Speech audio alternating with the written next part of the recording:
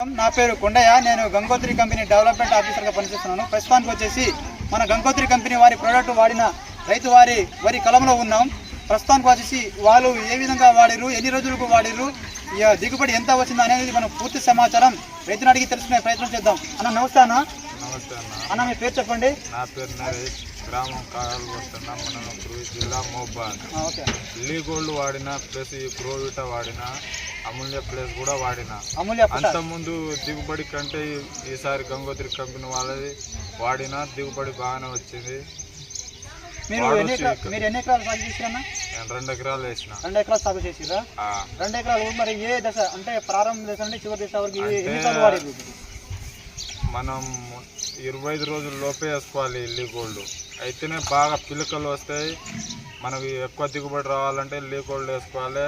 మనకి కాపు దశలో ఈ ఒడ్లు గింజలు బాగా మంచిగా బరువు రావాలంటే గ్రోవిటా వాడాలి. మీరు గ్రోవిటా ప్లస్ వాడిరు? వాడినాం. దిగుబడి బాగా వచ్చిందని మీరు అనుకుంటున్నారు? తోటి రైతుల్ని వాడుకోమంటున్నారా? అందరూ వాడుకుంటేనే మంచిది. గ్రోవిటా వాడుకోవడం వల్ల రైతుకు లాభమే తప్ప నష్టం లేదు.